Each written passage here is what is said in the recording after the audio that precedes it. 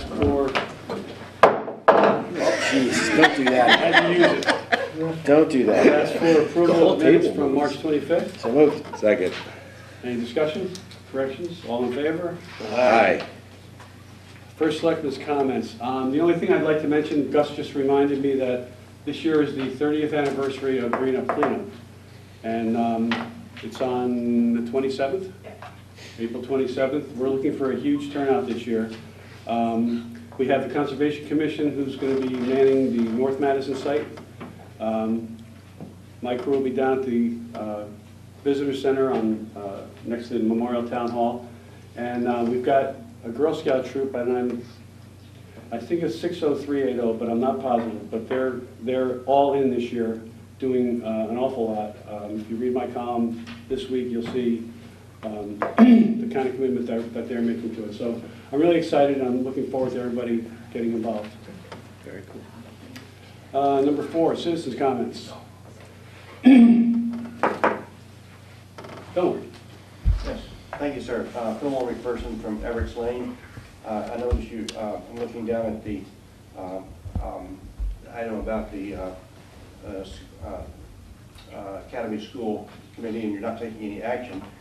But I would just like to, again, as I did a few weeks ago at the public hearing, compliment you all on your foresight on having that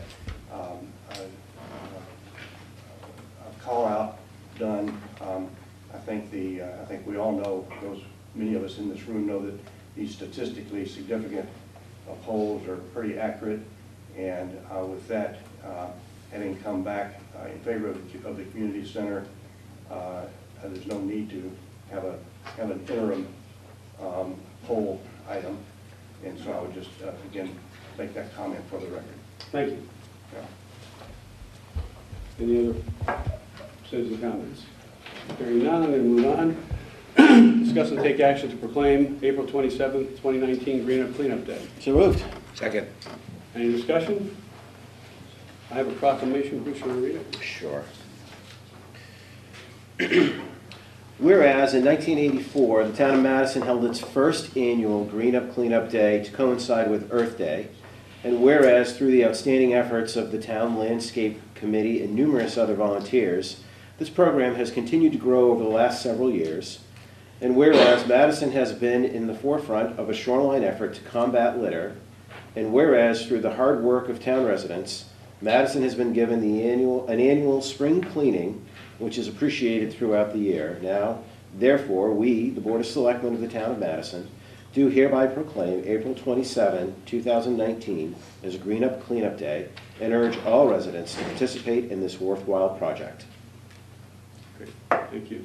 So we have a motion and a second. All in favor? Aye. Aye. I just have one comment, because I just said it was the 30th anniversary, and what we just said in the proclamation will make it the 35th. So, Gus, where are you on this? You're the one who set me up for this. Okay, then I'm going to proclaim it the 35th. Very good. Okay, thank you.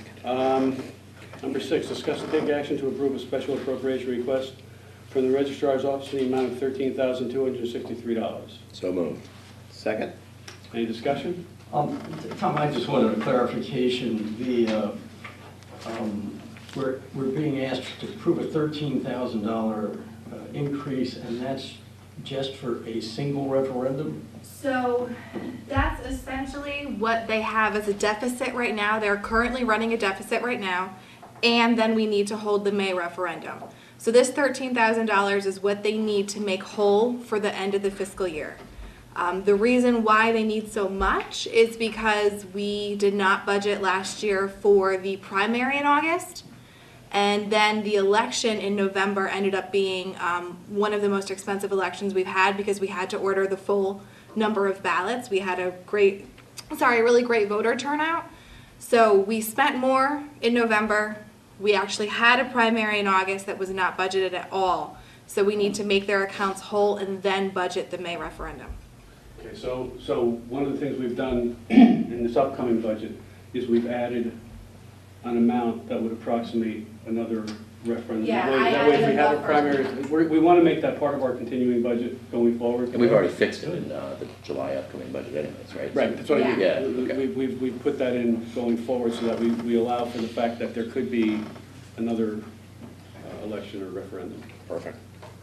Okay, so we have a, So should we encourage political parties in town not to have extra Primaries? primaries? yes.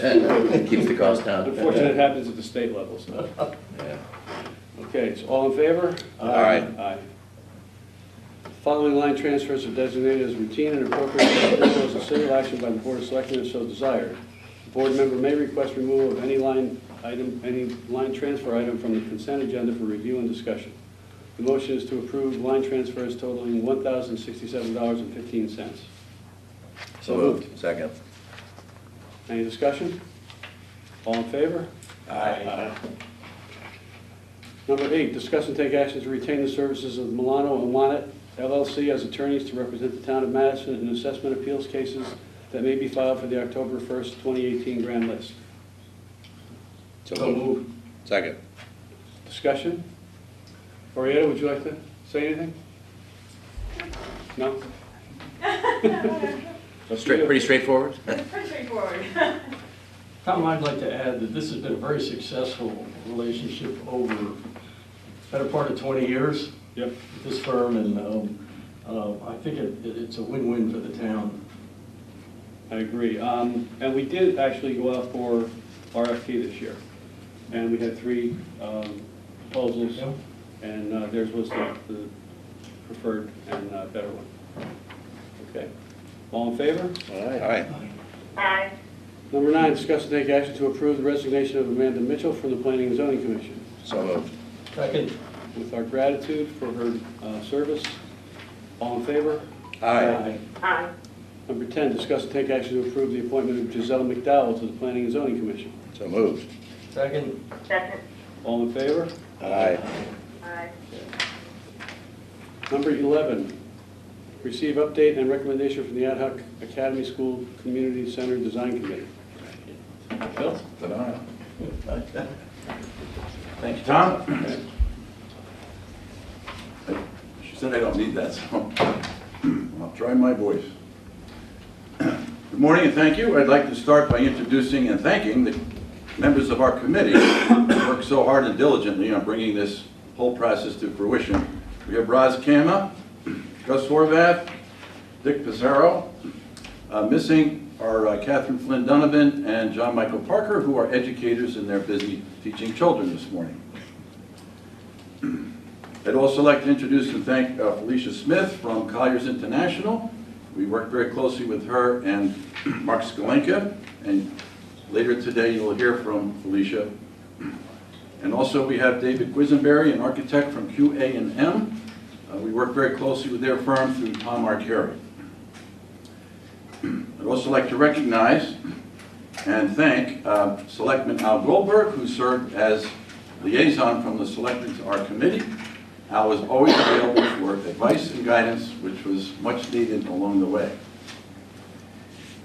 And I would like to thank a very special person, without whose active support and assistance, our committee simply would not have been able to function.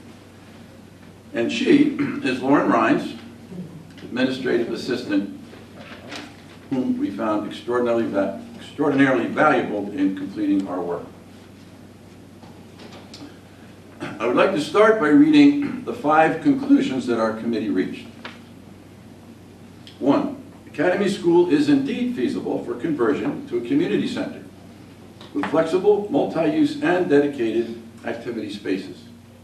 2, this concept could be achieved through a renovation with minimal structural changes estimated to cost just shy of $14 million. 3, the design provided by Colliers International and QA&M architects could address many of the unmet space needs not currently served by existing buildings and town entities.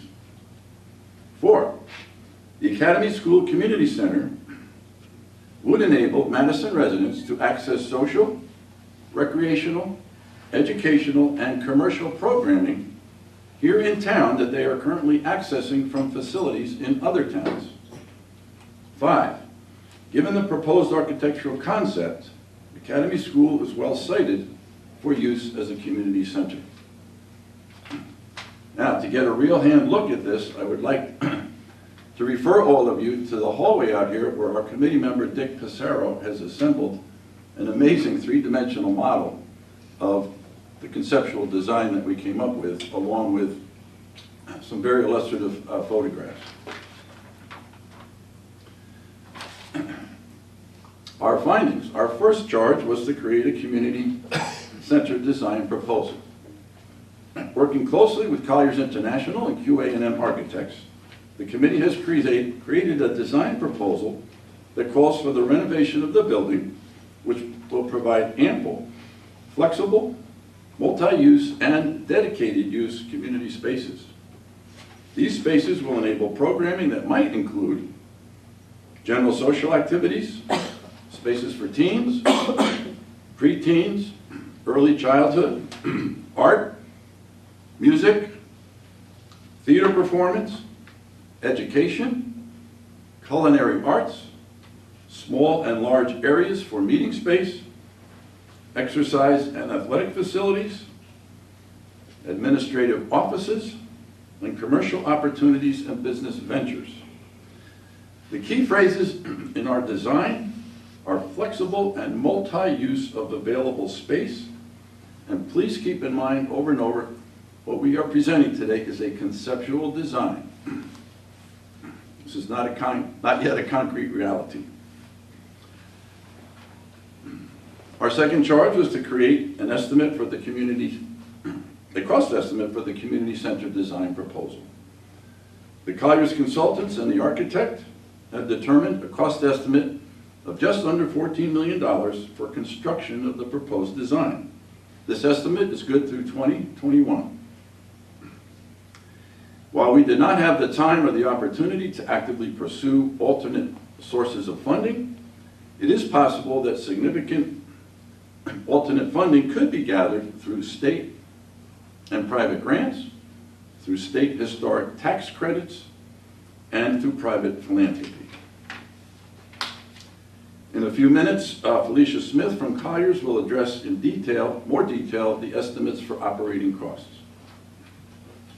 Our third charge was to hold public workshops and input sessions to overview this design and costs to the public. In the past 6 weeks, the committee was present at 3 public information sessions focused on Academy, and we held 11 public meetings of our own. It's been a busy 6 weeks. These provided ample opportunity for presentations from members of the public. In addition, the committee received presentations from the following 12 groups: Madison Beach and Rec Department, the Madison Economic Development Commission, the Director of Planning and Economic Development, the Tri-Board Facilities Committee, Madison Youth and Family Services, the Friends of Madison Youth, who represent the Arts Barn, the Senior Services Director, the Madison Chamber of Commerce, Scranton Memorial Library, the Madison Arts Society, a group of Madison teens, and 2 prior town building consultants. What we discovered is that 5 of these groups requested specific amounts of square footage in this proposal for dedicated use of their purposes. When we add the 5 groups that the total square footage that these 5 groups requested, they add up to 48,300 square feet. And we know that the total building of Academy accounts for 53,000 square feet. However, when we take into account the auditorium, the gym, the kitchen and its cafe, the elevator, the corridors on 3 floors, all of which are very wide, and bathrooms on 3 floors, we are left with only 20,000 square feet of program and meeting space. What this suggests to us is that there is a very significant unmet need for program and meeting space in our town. Laura Downs from the library indicated that even when the library finishes its renovation, that they will still not be able to meet all the demands that they anticipate from groups who wish to use the space in the library. Our committee also gathered responses from 779 residents through a public online survey that solicited preferences for possible functions of a community center. The strong overall preferences were around flexible community use, with a focus on arts and educational programming, children and youth activities, and the potential for commercial activity. Our fourth charge was to recommend to the Board of Selectmen by today a community center design proposal and cost to bring to referendum. Our committee unanimously recommends that the Board of Selectmen adopt and support the design proposal and budget presented herein as created by QA&M Architects and Colliers International. Separately, we would like to bring your attention to a number of common misconceptions that we found among the public. These misconceptions are listed at the very end of the body of our report, and you can review them when you take a look at the full report. Separately, we also request that our committee be allowed to continue functioning as an official town committee, as we hope and plan to organize some type of major general presentation to the public. Committee members, anything else? Have I left anything out? Okay, I would like now to ask David Quisenberry of QA&M Architects to present again, these are conceptual design proposals. He will present Tom Arcari's proposals. Hit the light switch back. Turn on the. Lauren, can you help us? You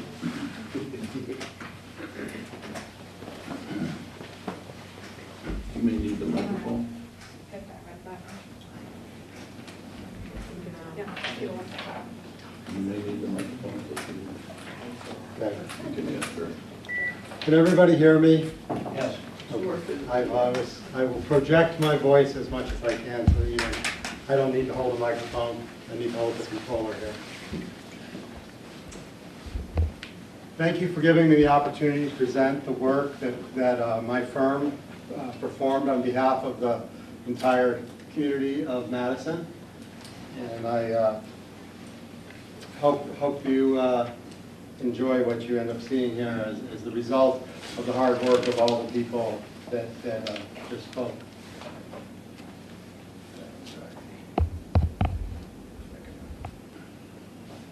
Advance.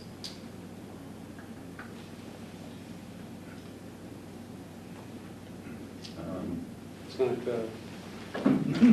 Lauren, what should he be pointing it at? But even typing a key. Even hitting the space bar can do anything for you?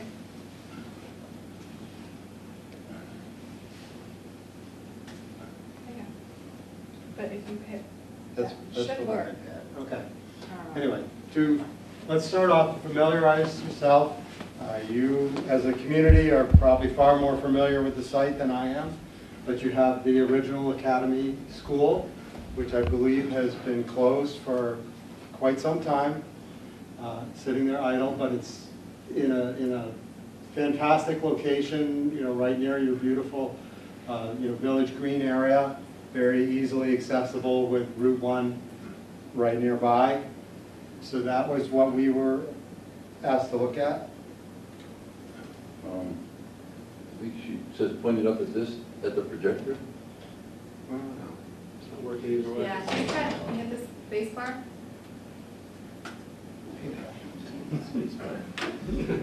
Now you can use the mic.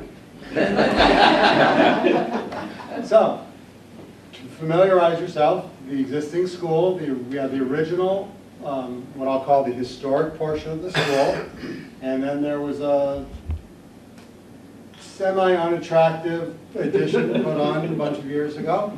As you can obviously see, just the color of brick changes quite dramatically at that point. And these are existing floor plans of how the school is structured. It has several issues that we immediately noticed as we looked at the school. One of the most obvious is that the way they built buildings a long time ago is they built them considerably out of the ground. And so the main level of this building is about 3 or 4 feet above grade. That is obviously a tremendous challenge nowadays as we address accessibility issues for people with special needs, disabilities, things like that. So that's a challenge that we are faced constantly with renovating existing buildings to meet modern codes and standards.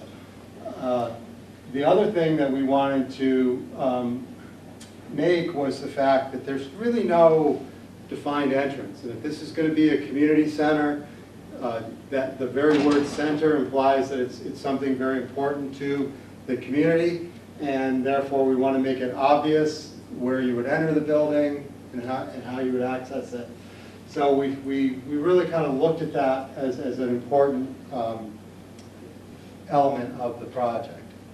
So if we look at the site, currently the land around the school is all town land. The paved parking areas are very just random. There's no organization to them, no defined traffic flow. So we initially looked at just, a simple way of structuring the parking lot so we could bring people to the building, have a logical way of laying things out, again, keeping within the general constraints of the site. We're basically, as I mentioned, we were hoping that in our scheme we could create a defined entrance, and that would be reflected not only in the parking layout, but then also in the architecture of the building itself. And then we would provide dedicated, handicap accessible spaces right near that entrance, again, to comply with code and also to accommodate those that have a need. So here is just a focused image of an entrance. And basically, and then the more photographic looking images later in the presentation will explain it to you more. But basically, this is the end of the historic portion of the school, and then the gymnasium is off to the left there. And what there is there's a block of classrooms that was the first part of that addition. So you have the original school, and then there's a chunk of classrooms, and then you get into more of the special purpose space like the gymnasium. So what we saw that block of classrooms as something that could be essentially sacrificed as a way to create this entrance and allow us a way to not only define an entrance, but also to deal with some grade issues. What we're doing there is we're basically going in, and where the first floor of that classroom area is at the first floor of the current school now, and so it's significantly above grade.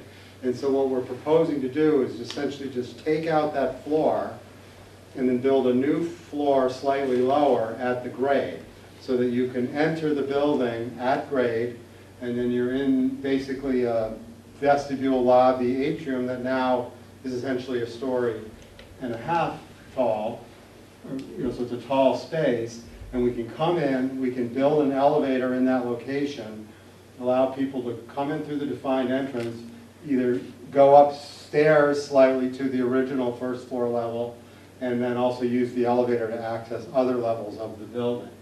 So that little block accomplished two things, the lobby and also our ability to now adjust to the height of grades.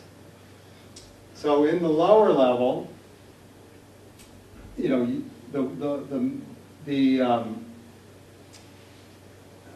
point to it up there, that highest area there, you see the elevator is that box with the cross through it. So that's where we basically were taking that floor and lowering it down to grade level. So it's not at the basement level, it's at the grade level. So there's a bit of digging in that area. The toilets are in the basement level, are generally located in that area. One of the things that as you look through the building, we tried to be economical with how we did things. So we did actually, in the end, we took advantage of where the bathrooms were in the basement level, and we kind of replicated that on other levels as we went up to, again, be economical as we move forward. But there's a lot of existing spaces, and one of the things you'll see throughout our design, regardless of level, is we tried in every way possible to respect where there was existing walls. We didn't tear down walls for the sake of tearing down walls. We, if there was a classroom there and we said, you know what, we can use that classroom for this use or that use, we just kept it, for the most part, the way it is. So the vast, well, the lobby little chunk is a bit of money to accomplish what we had to accomplish there. Throughout the rest of the project, it's really, really cost-effective construction. The vast majority of the work is finishes and just cosmetic upgrades, very little construction as we moved along. And again, keep in mind, as was mentioned earlier, all these spaces, as part of our programming, we were given a list of spaces that we were meant to try to fit into this program. And so we did that, and that's why a lot of these names are on those spaces, because we had to prove that we had accomplished something and that we had listened to the community and found places for those spaces. Again, to stress that this is conceptual, these spaces could move around, they could be other different things. This is simply so that we could prove that we had found a home somewhere for most of these things. A lot of them are logical, with the kitchen, and then some of the larger spaces are simply their larger spaces, so those are going to have specific uses. David, you should just on that level point out that there is a linkage between the two basements because that currently doesn't exist, and so that's included. Right, as part of digging out, currently the two basements are separate, as Roz just mentioned. But as part of digging to create the elevator and that one little chunk of real work there, it also connects the two basements together at that level so that it now flows together. That's an important element. So here we are at the main level, and that's where the gym and the auditorium currently are, and that's probably, if any of you have been in the space, those are probably the spaces you've been in. Again, so our atrium, we're calling it, is really that lobby space, which allows us to accommodate the different levels. And one really kind of important to us, architecturally feature we did, is this purple area here in the center is a courtyard. It's currently a courtyard, and it's really just an underutilized kind of dead space as we saw it. So one of the things that we decided to do as part of this plan is that we're actually filling in the courtyard to put a floor in there at the current first floor level so that we could actually capture that space as part of the center. So we would fill it in at that level, and then at the roof level, we would basically cap that space over and hopefully have skylights and things like that. So it really became kind of a nice indoor atrium space taking advantage of that courtyard. And again, it becomes multi-purpose. We're calling it sort of a social lounge. In this particular layout, we have the teen center rooms right off of that with a lot of glass doors, important for visibility into that space so the teens aren't off hidden in the basement where nobody can see them, that kind of thing. So it becomes an important thing, but with closure, but at the same point with visibility on those spaces. As I mentioned, the new bathrooms that we're proposing at this level basically stack over what's happening below. The area that's designated as offices, again, we just took a classroom the way it was defined and are just showing a possible way to divide it up into actual offices. The auditorium is obviously there, so we kind of imagined a lot of the space related to the auditorium would be adjacent to it. Again, conceptual. One of the things we have added is a ramp here to allow accessibility to the stage. The auditorium has a flat floor, but the stage is raised, so by adding that ramp in the hallway there, we can actually get people to the stage that can't climb up the stairs.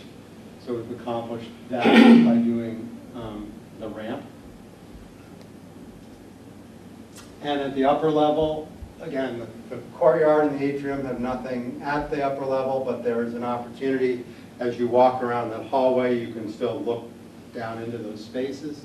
Bathrooms, again, stacked and taking advantage of existing, basically existing rooms as they're laid out, so that we're not destroying for the sake of destroying. We're just simply trying to accommodate as much as we can in the spaces that are there. So that's the basic layout of the plans. Here's just a little bit more of an image. This is that courtyard space, just kind of looking back. These glass doors on the right were what I referred to going into the sort of teen area for closure but visibility. The area to the left there where you see some railing spaces, railing area, that's kind of down looking into that lobby atrium. And then you can actually see up above that there's railing at the balcony, the hallways up above that look down into the actual courtyard space. These are just, again, similar kind of space here in the gym. We haven't, obviously, at this point in the design, done any real design, so these are relatively uninspired, but the point is how the space would physically be used. The outside, we took a little bit more effort to show you what it would really look like. And again, so that glass ribbon there, which is that atrium space that we've created, defines the entrance. It nicely creates a linking piece between the historic school and the original addition. And it's right now, again, if you went out there, it's got double hung classroom windows in that section, just a pretty blank brick wall that we would basically be removing. The exterior of the original school would be restored as much as possible within the budget. It was mentioned that we were hopeful that perhaps we get historic preservation tax credits to help pay for that. Your school is certainly eligible for those kinds of funds. So in a more lengthy process, if the project continues to move forward, we could definitely assist you in trying to obtain funding to help restore the original school portion of the building with some outside aid. Here's it looking more from more of an aerial view, but again, you can see how that link it kind of makes sense. It's one of those architectural solutions where you just look at it, the light bulb goes off, and you say, that just makes sense. And the little pyramid skylight that's kind of shown there in the middle of that roof, that's that courtyard area, basically to show you that there would be light coming in from above. The other little penthouse pyramid to the right there on the old school is actually an element that's there on the current school, and we're really not planning to use that for anything because getting up there is this crazy steep winding stair that we'd never be able to have that comply with code. But we're not bothering to tear it off or do anything with that. We're just leaving it as is, so you have a place for dads in town. Influence will see you. Yeah. And again, looking at it from ground level, but now from the gymnasium side, again, just really focused on how that entrance really helps improve the school's use, look, function, everything. So it was mentioned about the scale of the building, and so what this slide shows is the physical size of the building, and then just the fact that there's a lot of common space and things like that. The building has very wide hallways and then some very large spaces, but through our planning, again, if you take some time, as the committee did, to look, you'll see that we really found homes for a tremendous amount of program in the existing spaces, and keeping in mind that these spaces are flexible allows you to really double up these things. And so if you have programs that are used for school-age children, well, the school-age children are in school, they can be used for other things. And so there's a lot of that. If you effectively, as a town, manage this facility, you can really get a lot of overlap, and so that that need for space that is very demonstrated within your community, which could quite honestly support a building probably twice this size. I think you'll find that if you're efficient in how you program and you have, you know, good staffing and I think you'll find that you're able to utilize everything and at least have a home for most of the things that you're looking for within the community. So the next slide is going to just address costs. So architects hate to talk about costs, so she gets to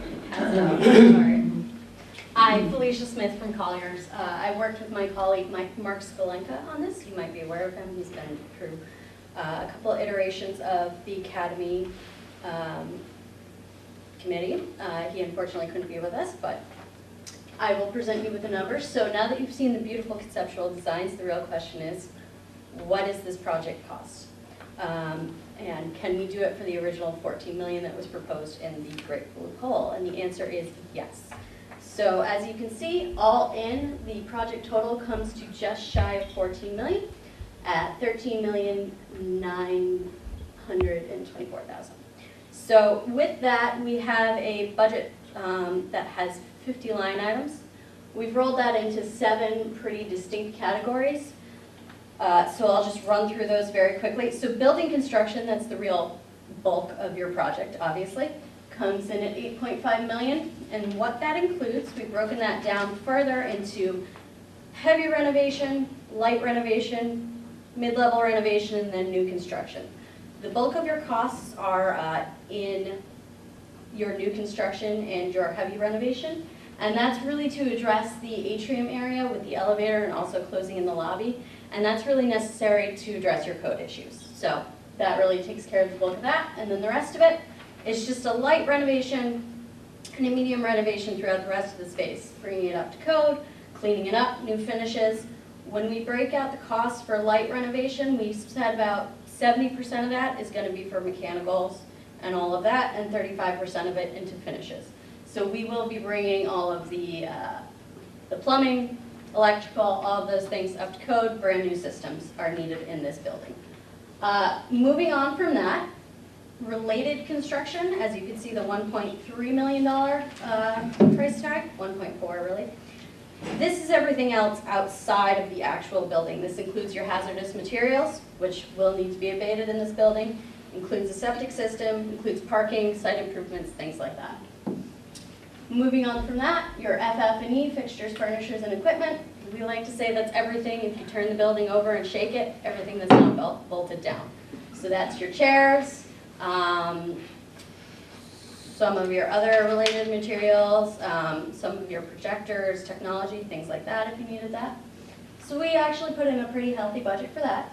But again, this is very flexible space, so we didn't go too into designing for specific uses within these buildings. You know, we're not saying, all right, of that FF&E, you know, 60,000 of it is for office desks, because we're not there yet. This is just a conceptual design showing that it's possible. Moving on from that, you have your 1.2 in professional fees. Things that go into this, obviously your architect fees, your owner's project management fees, your geotechnical, your hazmat consultant. Also interesting and important on this is your owner's cost estimator and your owner's legal fees are rolled up into this cost as well. And then project expenses.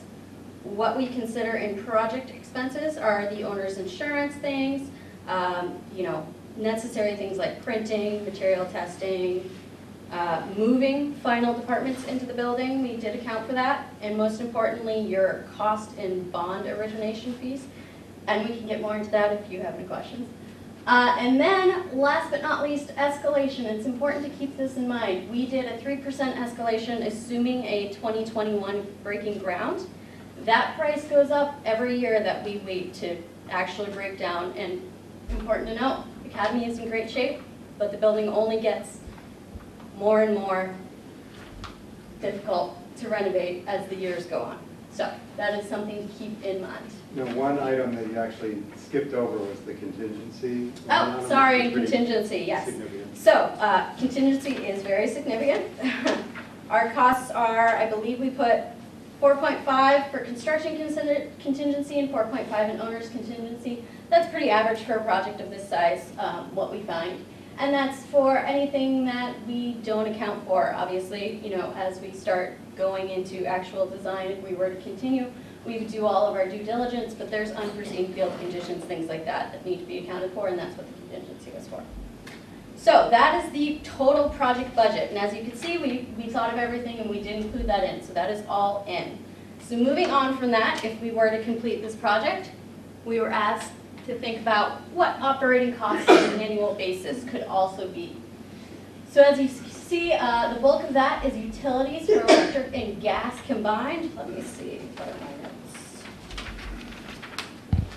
notes. So further breaking that down, electric, 75 to 90, 90K annually, and that's based on 16 cents per kilowatt hours. That's what our basic, we asked our commissioning agent, he said that's the basic rate so far. And then gas is another 24 to 30 annually. As you see with the septic maintenance and the water usage, that's not tying into the town sewage because we don't have it on that side of Route 1, so this is a separate septic system. Water usage is pretty minimal. This is also assuming that you're not going to do heavy water usage, things like irrigation, you know, commercial kitchen where you're washing dishes every single day in bulk. This assumes that you don't have many showers in your gym area. And then septic is really, it's up to the town, you know, how much you want to service and pump out your septic. It's going to be a per fee, and then any upgrades that need to happen to that. And then we left a few questions because that's not our purview, what the town would do for janitorial and operational staffing. That is for the town to decide. But as you can see, these are ballpark operating costs once you did bring the building online, what it could end up being. So with that, those are the numbers. So I think the final slide, if you Yep. just admit, is really just go back to looking at our little model on the site itself. And really just want to, again, thank you for the opportunity to present this and see if you have any questions of us while we're here to answer. One quick addition, please. In terms of projected operating costs, if, for example, this is a possibility, the Beach and Rec Department has requested to transfer its offices to and to manage the building. Currently, the Beach and Rec Department operates or provides a 25% profit to the town over and above its costs, and they collect those from programming fees. In addition, if we were to make available commercial space for co-working or education or a fitness center, those would be additional possible revenues that could offset operating costs. So those possibilities exist, and it all depends on how the eventual programming might work out. So I guess that's it. Questions from the selectmen? I had one, well, two actually. Where is the septic, and will it be a new septic system, I'm assuming? Where will it be? Well, I think you just keep it on this slide. I think currently the septic is actually in that courtyard that we're talking about. It is. So it would be a new septic system somewhere out in the land adjacent to the building. Wow. Okay. And that's accommodated in the estimate? yes, we would have to do, you know, site samples and things like that to situate it, but yes, all of that site work and related things are included in the project estimate. The mechanicals in the building, the heating and the air conditioning, are standard gas boilers. In other words, there's no geothermal or solar or any other. Not planned at this point. All those things are items that could be reviewed, but they would be reviewed as a cost payback kind of thing, because every one of those systems that you just mentioned obviously costs more initially, but would return to the town over time. So those are all things that we could certainly examine as part of a real design process and determine whether it made sense. I just know with the library system that we just are currently going forward with, geothermal was a big part of the conversation. So my guess is it would be here as well. Yeah, nothing's off the table. Our preliminary cost estimates assume just your regular mechanical systems at this point. So the 1.4 million included all the parking lot renovations too? For related construction, yep. So we have 375 in there just for parking, and then we have, things like drives and plazas, site improvements, landscaping and planting, water and fire protection, and then electric data communications, things like that. But yes, the parking and all of those improvements that you see there to get parking into there, those are included in the cost estimates. Were you Well, why don't I try it? I first wanted to express my admiration for this committee. I was skeptical as a selectman that the timeline we had given you was going to be very difficult to meet. But Chairman Bill was a tough taskmaster, and the committee members gelled quickly and worked together marvelously. I really have to admire how all of this came together so quickly. Our outside consultants, I think we picked very wisely. QA&M has done somewhere between 10 and 30 community centers in Connecticut, and so they were a tremendous asset. And as usual, Colliers and Felicia especially were always prompt in giving us the kind of objective information and numbers and insight that were needed. So this committee worked beautifully, and I guess I congratulate all 5 of us for having the brilliance of appointing this committee. I thought we might just give each of the committee members a chance to share any thoughts with us that they might want to at this point. No need to, I just thought if anybody wanted to say something as an individual. I would just, because we've had the luxury of time to think about this, and certainly keeping up with all that is on your plan, watching the education budget come forward, that as we listen to the public, the seniors are well suited, and Austin presented the success of that program and the shortfall of space needed and the programs that then move off-site. The Tri-Committee, the Board of Education clearly represented the need for our educational program, which this town is noted for. There is this gap, and there is this age demographic, and many of the folks who showed up at the public meeting tended to be in the parent category, but there is this gap, and the thing about Madison is quality of life, and if you look at the word community, it's this common unity, bring people together. And so I think what this does is it really looks at the full spectrum of the demographic of this town. So it's that middle section that I think is well served here, and just keep that in mind as you go through your daunting task of divvying out dollars for capital projects in the future. Thanks, Ross. Okay. Just a couple of comments. First, I've been sort of passionately involved with this thing for a number of years, but the magic happened when the architect first presented the plans. It was as if a light went on. You're going from a grinding process, trying to gather information, trying to sort it out, let everybody have their say, and then all of a sudden, it's thrown up on the slide. And you realize what this building could be. Very difficult to visualize that until you have those drawings. And I hope you would all think seriously about these drawings, because it is what Madison could possibly have. The other thing is, when you get the report, I hope you will look at the misconceptions, because we were faced with a lot of that, not on a daily basis, but for years we've been faced with that. Madison doesn't need the space. We've already got space in the seniors and all of these kinds of things. So we have a list of what we consider to be misconceptions that in our research for our report, we found to be just that, misconceptions. They were not true. And if we can convince the public that they are misconceptions, I think we can win over a lot of the naysayers.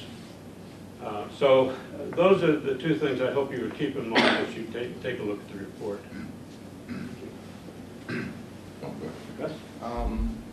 I'd like to comment now, but then at the end of the meeting, I'd like to comment from a different direction on Academy at the comment section.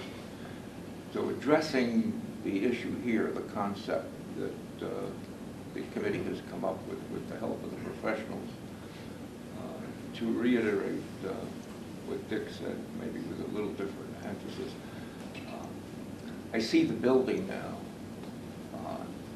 not so much as a community center, but as a potential for the community to gather.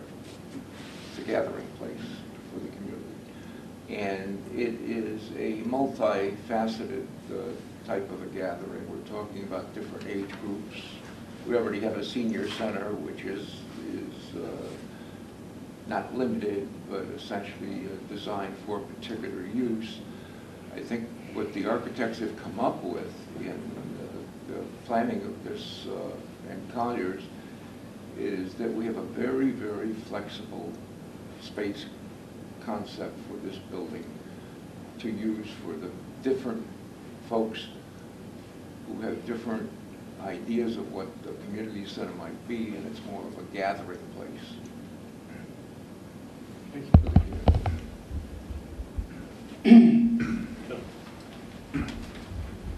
Prepared a written copy of our entire report for each members of the Selectmen. There will also be copies of this available in the first Selectman's office for the public to review and at the library. Will we have it online? And It'll be online this morning. the entire report will be online at madisonct.org/ACCD. Is that correct? Okay. Thank you. Sure thing.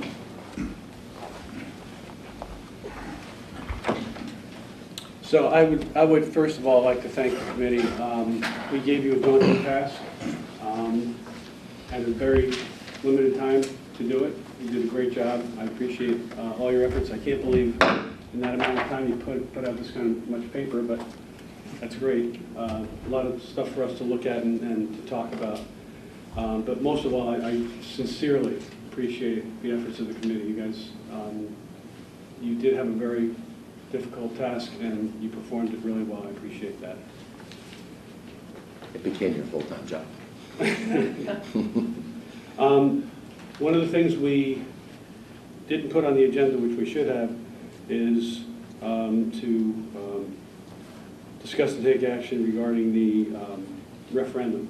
So I'd like to open the agenda to, I'd like to make a motion that we open the agenda to discuss and take action on calling for a referendum on the question about the community center. So I'll move that we open the agenda. Okay. Have a second? Second. All in favor? Aye. Are we able to at a special meeting? This is a special Not a meeting. special meeting. Oh, it's a special session. That's a mistake. It's a regular meeting. So discuss the referendum concept. So we need to make a motion to Discuss add and take the, action about adding question about a referendum. That right? Are we done with questions for these guys? Because I wasn't done yet. I still Oh, have go ahead. questions. I didn't Well, realize let's do this, and then you can do it as part of that. That's part of, All right. we'll incorporate it. Sounds good. All right. So we have a motion. Do I have a second? You have a second, Jean seconded it. Okay. All in favor? Aye. Great. Aye. Go ahead, Murph. So just a couple thoughts. So at the beginning of the presentation, you guys sort of teed up some notions of next steps. One of that being to extend the committee and to continue with some aspect of public information session, what have you. Can you just comment, I don't know if it's you, Bill, or Yes. others on that, what that might look like? If you recall, when the committee, the previous committee that designed the Great Blue Survey, They did a very fine a two-stage presentation, one in the afternoon at the senior center and then that evening at the Polson School. We feel an obligation and a responsibility to broadcast our findings with as wide a net as possible to the public. So we have not defined a date or a venue yet, but we would like to continue to exist as a committee to have an opportunity to just carefully schedule a well-publicized 1 or 2 public information sessions so that we can present all this in even greater detail than today to the broad public. That is our thought. I think that's a great idea. I think it's a really good idea. So just a couple other thoughts. So as I was thinking about this, my wife stares out in Brantford at the in-process Brantford Community Center right now. She works at the elementary school right there. And I have to say, just the notion of being in the Guilford one and then being in the Brantford, seeing the Brantford one under construction, it does kind of speak to what Gus's point was about a community gathering space. And you know, I've been in the Guilford one, and to be honest, it's just a wonderful place to go meet folks, have meetings, you know, get together. And I think we need to be thinking about that as a town. I think, you know, we have sort of this, you know, competing forces, if you will, with some of the other towns next to us, having these destination places, a reason to come to our town. And I think a community center is just one of those elements that really brings together a community. And I find that interesting, and I fully support it. That said, I'm nervous about the long-term implications of the financials that we've all been considering. And, you know, we've got a pretty big, you know, nut on the table with the school system, and obviously we have a community center it's another big dollar amount to invest in. And I think we as selectmen need to be wise about how we put forward something like that. And I think there clearly needs to be a strong collaboration with Board of Finance, I would put out there. Judah's here from the Board of Finance today, to really understand the implications for our town, because it is such a large dollar amount. So I guess that's something that's in my brain.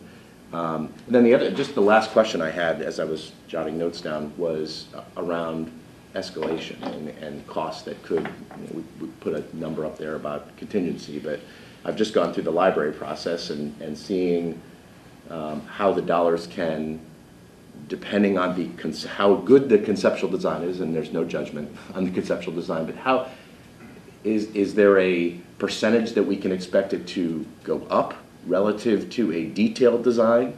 I think we just need to be very clear with the public on what that might look like, because we did see some changes in dollars, and it was hard to wrestle with as a committee. So any comments on that? Right. I mean, David, if you want to kind of walk them through what would happen after this to get you to groundbreaking, because as I said, we estimated out escalation 1% a year, assuming a 2021 groundbreaking.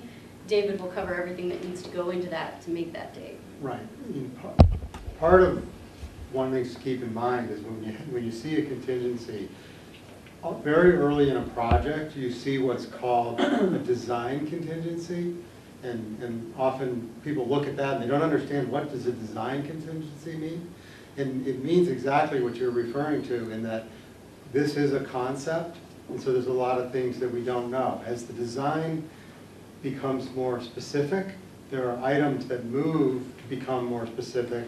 The design contingency actually shrinks, because the design contingency is there for the unknowns. There will always be unknowns because it's construction, right? And the minute we put a shovel in the ground, oh, wait a minute, what's that? But the reality is that the contingency number can shrink as the design becomes more refined. You know, we don't know exactly what the footings are like under that existing school, yet we're proposing to dig right next to the original school.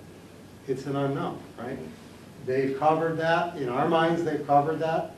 But, you know, those are the kinds of things that we know. So the design will clearly go along. As we, you know, as was mentioned, how many community centers that our firm designs, and Brantford that you mentioned under construction right now is one of our designs.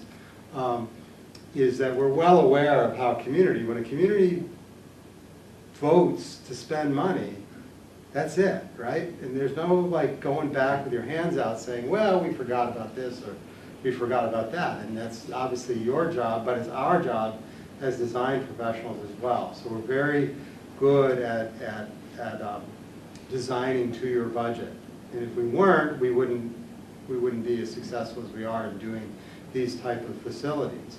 So we've certainly from the beginning come up with what we think is a very financially responsible solution to your program, but we'll have to maintain that diligence throughout the process as we move forward to respect the dollars. So when we put a shovel in the ground and find something that's like an oops, we didn't know about that, you know, the reality is there's something else that may have to give, right? And you might have to say, well, I guess we don't get the new curtains for the stage, or we don't get, you know, the computer lab. I mean, there's always something that has to be a give and take. Of course, yeah. And we're very attuned to that. And so all I can do is tell you we're aware of it. We navigate that process every single day. And you're right to be concerned about it because it's how everybody will end up with egg on their face. Yeah. But the reality is, you know, with the right people, you know, like we think you have now, that you can at least go to bed at night and get some sleep. The other piece that hurts a lot of projects is program creep. So once Sure. the reality comes, well, if we've got this much, maybe we can get a little more. And I think that's where budgets fall down. Yeah. But it sounds like we're comfortable with the 14 million. We're not considering escalation at this point. The public can be confident in 14 million. So. Well, with the groundbreaking of 2021. Yep. I like the caveat. That's good. Nice. Just out of curiosity, how big is the Branford Community Center? I don't know off the top Is that a redesign of their old community center, or is it a whole new building? No, it's the reusing building. Yeah, It didn't tear down the building. Okay. Yeah, no, it's a reconstruction But there's a pool in there too. project. Yeah, there's a pool, so it's more complex than this. I think it would be helpful for us maybe to recap how we got to this point. And, you know, as I've experienced this over the last several years, you know, I look back at Madison and I see that we've got a proud history of floating bonding referendums up only to see them fail and then have a scramble to regroup. And you know, everybody can pick their favorite project. I think the high school is probably the best example of us attempting to bond something, finding out that it's not in line with the public expectation, and then scrambling on a value engineered compromise. And I think that when we started this Board of Selectmen, when we started this process, we were in danger of going down the same path, right? We thought we had an indication of what the community wanted. We floated that out. We heard rather loudly that in fact wasn't in alignment with what the community wanted. And for me, there was a moment where a member of the community said, you know, everybody is telling you what they don't want, but nobody is saying what they do want. And that, for me, was the light bulb moment, that we're arguing about all of the things we don't want to happen and not talking about what we do want to happen. And that was the genesis, I think, of the idea of a poll, to go out and ask that proactive question, what would you like to see? And it was very, you know, directly intended to winnow out all of the different possible uses, right? Starting with demolition and creating a green space to turning it into multi-million-dollar condos, and then anything in between that you might imagine. And I think in that sense, the poll was 110% successful. We got a very clear indication of what the community thought would be the best use of this space and building. And here we are today, not talking about what we don't want, but talking about what's the best way to make this happen. And for me, we're doing things differently. We're doing things for the first time. We've never, as a town, done a poll to get to this place. We're talking about a non-bonding referendum, which we've never done before, to get further clarity on the ultimate question of, are you behind us spending this kind of money on this type of project? And I appreciate that it feels like baby steps, but there's another expense to this project that we're alluding to in delay. And this project is what, going on 15 years of emptiness? I think that we have the opportunity here to keep this project inching forward towards a completion as a community center, as the community has told us, and bring it to a successful bonding question where we don't get surprised, where we're not surprising the community and we're not getting surprised by the answer. So I think I'd like to say that the whole experiment of asking the community what they want to date has been a fabulous success. We've done it on the backs of two fabulous committees, right? You folks and the committee that allowed us to ask you to do your work. And I think we need to keep that process moving forward. Can I have a just question. reframe? Sorry, go ahead, Gus. Gus? I'm not sure what is the question, that specific question that would be on the ballot for this. You mentioned, Bruce, that we don't have a detailed design, we don't have a specific dollar amount to ask for bonding in a referendum. Is this just the question, should we move forward with this concept? Yes. Essentially, yeah. yeah. The question would be? I mean, we need the attorney to help us craft the question so that it's valid for the referendum, but Okay. it would be basically an affirmation. Would it possibly include we've done this in the past, so that's why I bring it up. Would it possibly include, as part of the question, assigning a dollar amount to do a detailed design? It could. We've talked about that, and that's a possibility. Because, we're doing off budget, we're doing $125,000 for specific design on the school projects. Mm-hmm. So I was wondering if this might follow that same path, that we would ask for some money to come up with a design.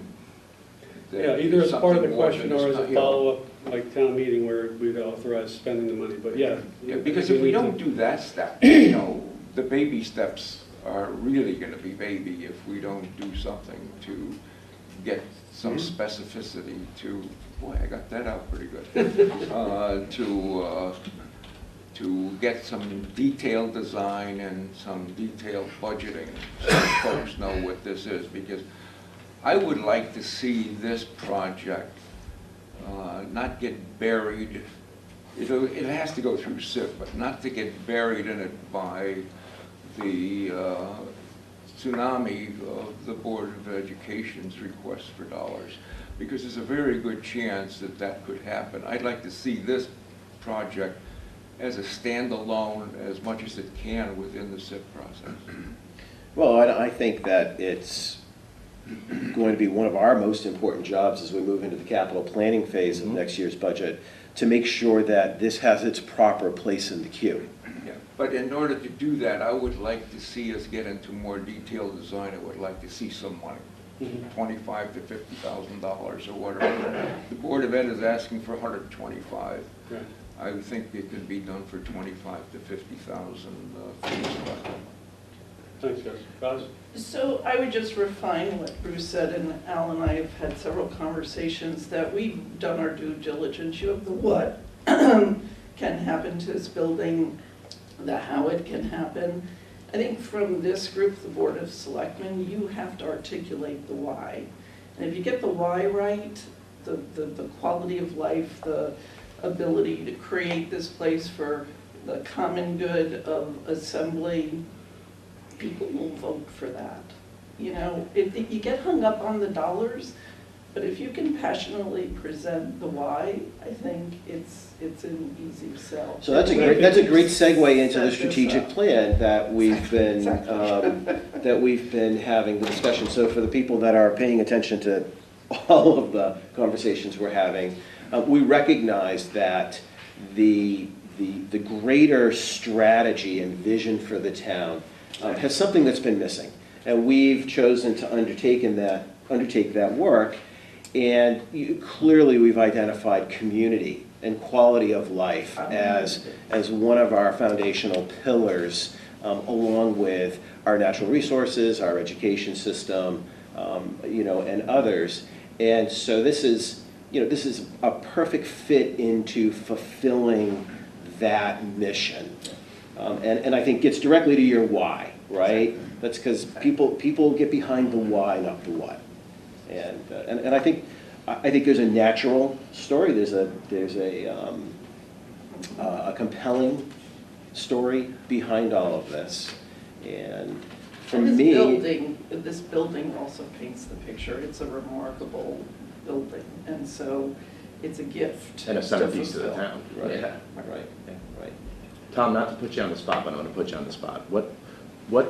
What is your sort of layout of the process here? What are you thinking needs to happen, just so that we can sort of give people, and us included, sort of a lay of the land? So I'm first of all, I'm really proud of the fact that through the process, since I've been involved with this, we've been listening to the people in town. No doubt. You know, we've had public hearings, we've had a lot of public input.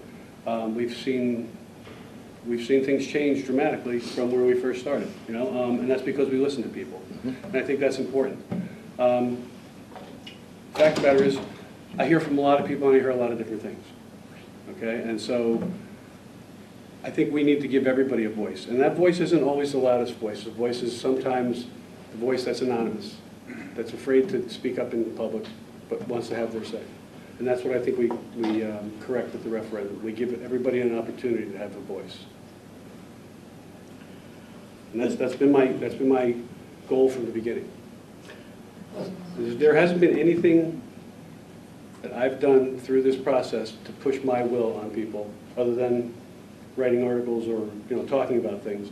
But the fact of the matter is, this has been a process that's been governed and run by the people of the town, and they've had their input all the way through.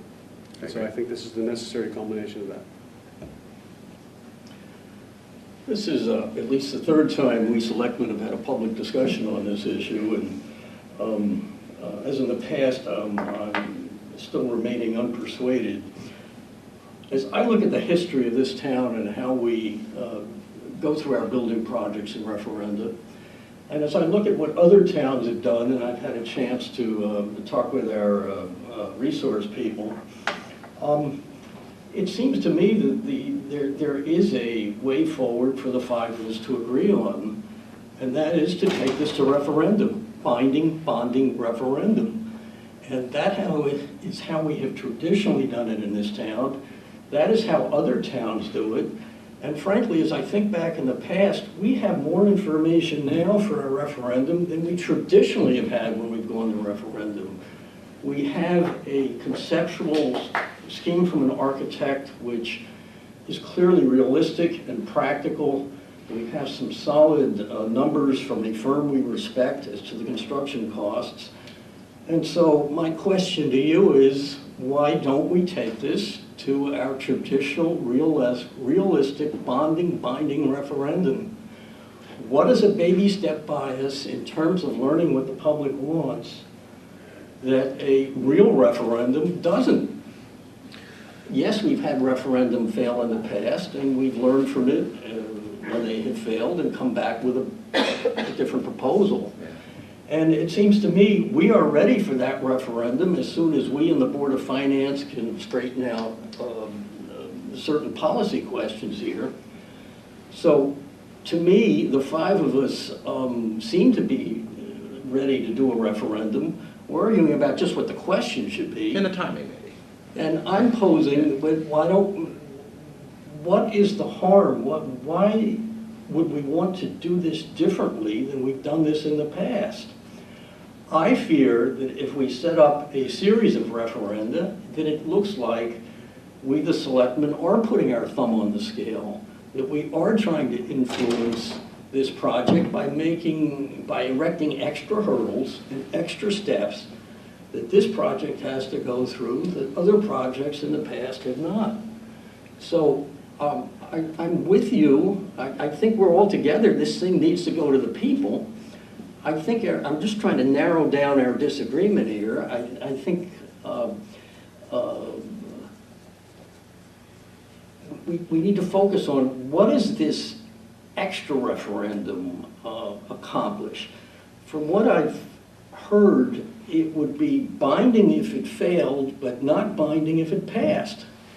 And it seems to me we're getting into an area here that we as a selectmen shouldn't be. The charter says our job is to frame the issue and let the public decide. I think with the information provided by this committee and our resource people, we've got a very good frame on this issue, and it seems to me it is ready for the public to decide. I don't see a reason for any more intermediary referenda. Gene has something to say. Gene? Could I, I don't disagree with you, Al. I think in a normal circumstance, this would be going to referendum in May. It's certainly gone through all the processes. I think we're at that point. I think the concern is, and the Board of Finance certainly has voiced this, is that this is one of many projects, capital projects that taxpayers are going to need to make decisions on, and they have clearly said that this is not something that should go to referendum with bonding in May. So if you don't take it now, what does it just do? It just, things stop and it goes in.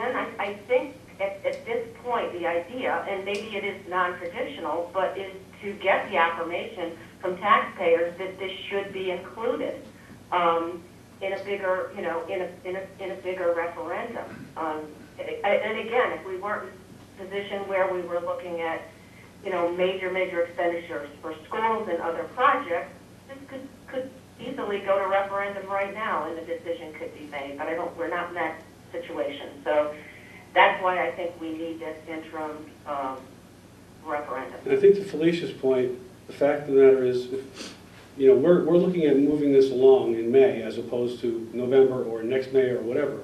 But her costs are good through 2021? Groundbreaking. Right. So, to delay, and I disagree with your point about it's binding in one case and not binding in the other. I think it's binding in either case. If it comes back and says we don't want to see a community center, then we don't want a community center. If it comes back and says we do, then we move forward with it. So, and we're affirmed that we want to do that, and we can do it without worrying that people are going to, after we've done all this other work, shoot it down. So I don't see that at all. I agree with that point. I would consider this to be a clear and binding decision by the town as its legislative authority. So I don't see how we get to choose if we like one answer and not choose if we don't like the other answer. I think maybe I'm misunderstanding something, and maybe Tom can clarify it. If we have this interim referendum and the public says, yes, we want a community center, we still have to come back at a later date and ask the public to approve the bonding. Right. So it's not binding if it's a yes vote, it's only binding if it's a no vote. And that feels like an unbalanced, sort of illegitimate process to me. It makes it look like we're putting our thumb on the scale by erecting an extra hurdle. This project has to go through. You can say that, but we've been clear from the beginning. I mean, the charge of the committee was to get this done so we could get it to referendum. They've done a wonderful job of doing that. So let's go to referendum, Tom, a real referendum. It's a real referendum. so. I think I have some comments on that. We have been talking fairly consistently as a Board of Selectmen, and the Board of Finance has been saying the same thing, that we don't want to bring an a la carte list of potential capital projects that where the public doesn't see the whole picture, right? So that bigger bonding question that you're talking about isn't going to be just for this. It's going to be this in the context of the schools, of any other capital project that we might have. So I think for us to have a bonding question now really unwinds all of that work that we've been doing to present to the town a comprehensive look at what our capital needs are going to be over the next 10, 15 years. We're not going to ask the town to spend all of that money in year one, Right. but we want you to know that as you vote to spend money on the community center, that in 5 years over the horizon, we're going to ask you to vote again for the surf club, or in 3 years, we're going to ask you to vote for the school. Or we're going to ask you to vote for the schools, then we're going to ask you to vote for the community center, whatever that order may be. I think that's the biggest reason why we can't ask for money in this referendum question.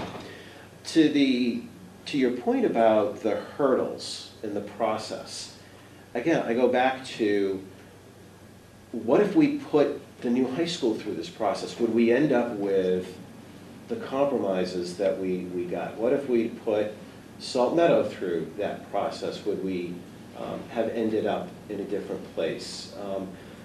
Waiting until we're asking for money to find that we're not aligned with the community, I think is too late. I appreciate that we haven't done it before, but that argument can't be the reason for us not trying new things. Just because we haven't done it can't be the argument that we can't do it that way in the future.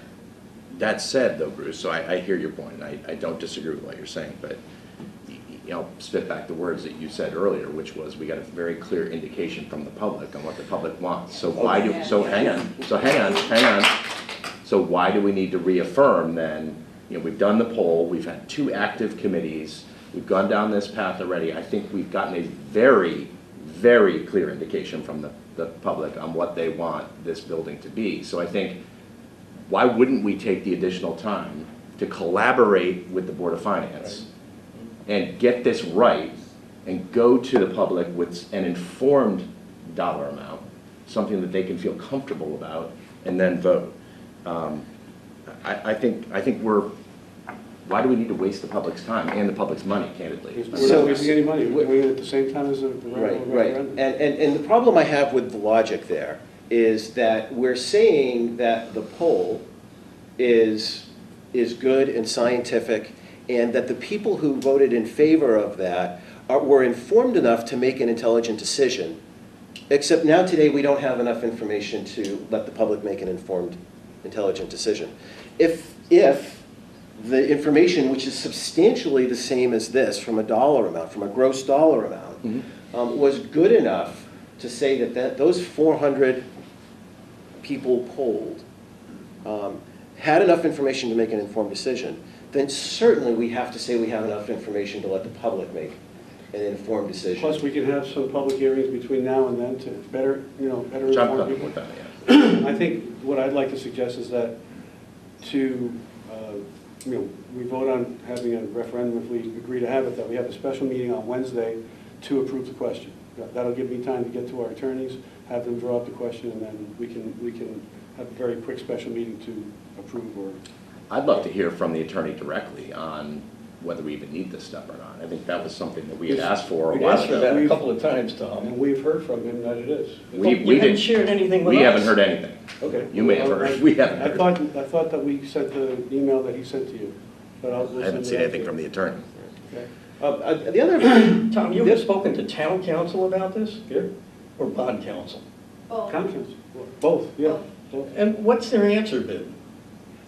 What is the question you asked them? What is the question you asked town council about? Would you like me to read the email that I sent? Well, I can read it. yeah, I'm trying to understand what was asked, and because it's important. Is there a need to do this interim referendum, is the question in my mind. So I can tell you that the answer from both town council and bond council is that either process moving forward is perfectly within your purview and that either process has merit. That has been the answer from both town council and bond council. That either option, either with 2 referendums, one now and one later with bonding, or 1 referendum later with everything, either process going forward has pros. So they haven't come back and said either process is better than the other. They haven't come back and said either process can't be done. They've come back and said either process does have things that would be a benefit to the town. Thank you. And I just sent the whole thing. Well, they stood on the fence, is what I'm hearing. But, so I'd like to pose a question. If we accept and agree that the poll was an accurate representation of how the community feels about this property, why are we so afraid of a referendum question in May? I'm not afraid, I'm saying we're not prepared.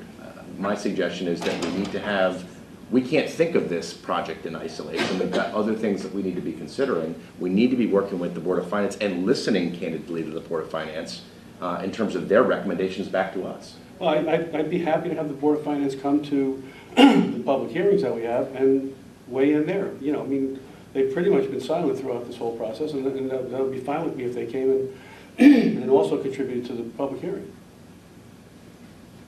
Can I say something? Is it appropriate for me to say something? Probably not, but go ahead.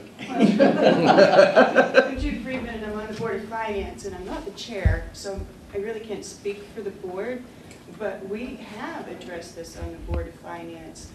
The chair at the end of one of our meetings, I think it was the second meeting ago, made it very clear, and it was recorded at the end of the meeting when she gave her chairman comments, that the board unanimously does not want this project to get out ahead of all of the town facilities projects.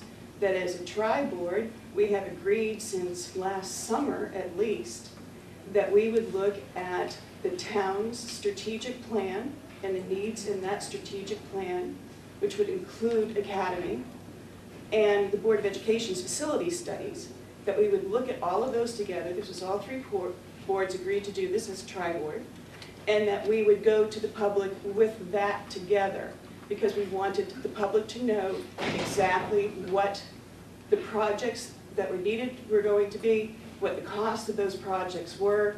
We don't want to surprise any part of the public with saying, we're going to ask for $14 million for this now, and then a year later say, now we need $150 million for all these other things.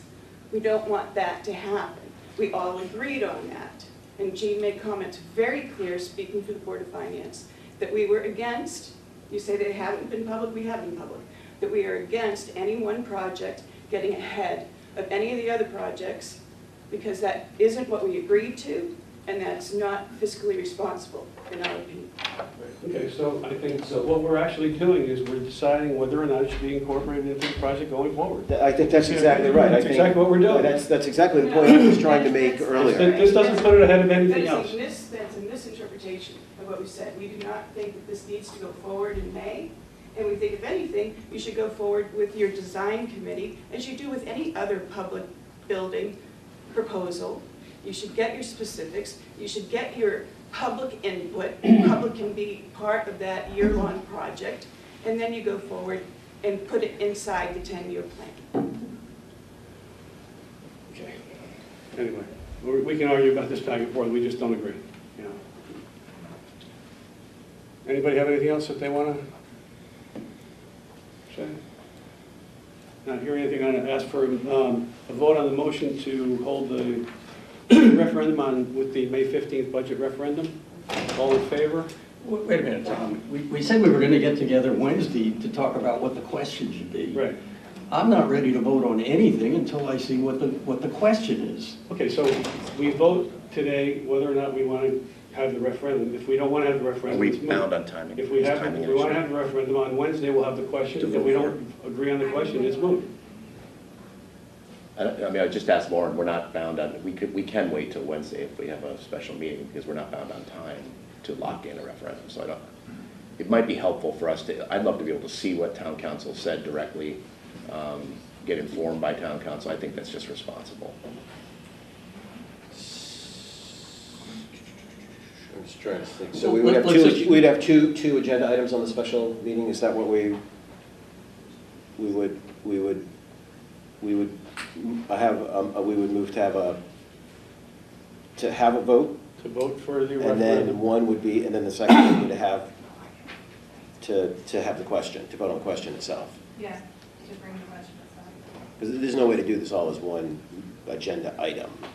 I mean, I think you could. I think you could have a discuss and take action to frame the referendum questions for the enforcement referendum.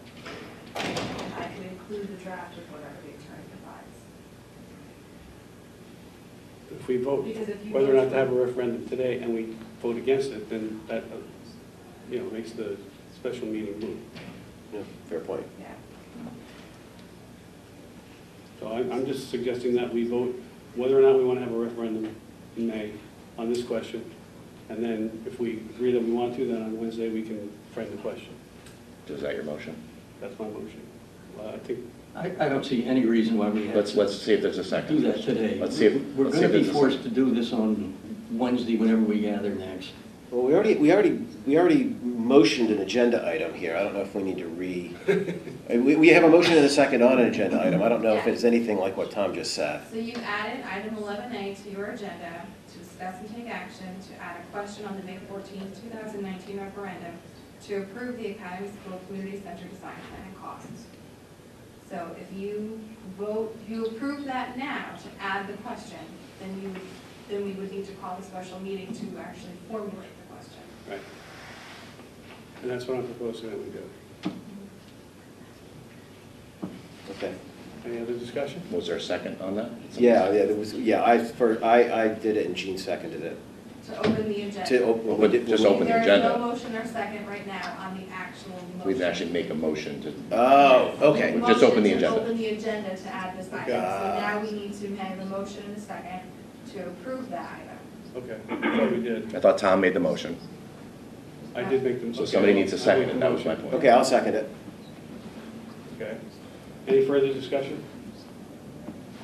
Nothing that I have I already said. think we're getting ourselves tied up in a lot of parliamentary maneuvering here. The question is, that I think we're going to try to resolve Wednesday is whether or not we can agree on what question should be put to the voters.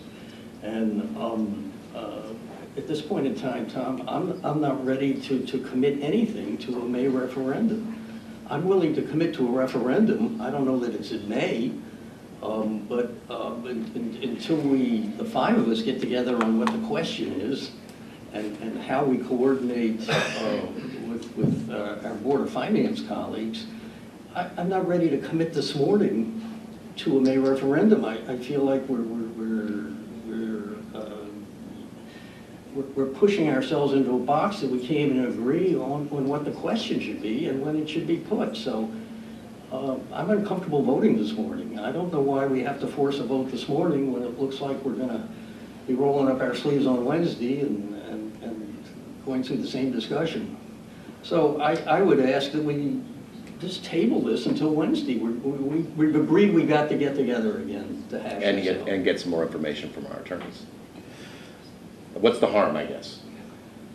I don't see the harm in agreeing that we, vote on having a referendum and then get together on the question on Wednesday. I think it's out of respect for us so that we have the information so we can make an informed decision. This probably is 6 of one, half a dozen of another at this point. You guys have seen the opinion from town council. For some reason, it hasn't gotten to us. I don't think I've seen it unless Lauren sends it to everybody. Just lose everyone right now. Well, we've asked for it at 2 meetings, and now I feel suddenly we're being put on the spot to make a decision when we haven't had the luxury not the luxury, we haven't had the opportunity to see what town council's response was. So, Tom, I think out of respect to all of us, I would ask that we just table the motion until Wednesday. I don't see how it does. I don't see any harm in it. We just need to make sure that we're crafting the agenda carefully in a special meeting, because we can't, Can't add to it. we can't go off the reservation there. We have to stick to what we put down. Because it's a special meeting. Because it's a special meeting. Okay. All right, I'm good with that. Good. Cool. Number 12, tax abatements refunds in the amount of $2,138.39. So moved. Second. Any discussion? All in favor? Aye. All right. Aye. Thank you. The beloved citizens' comments. You done? Good. Number 14, liaison report, selectmen comments. Anybody? I don't have anything new. I don't think I have anything new either. Everything's tonight. I don't think so. Okay. Good. I'll entertain a motion to adjourn. So moved. Excellent. All in favor? Aye. Aye. Bye-bye, Gene.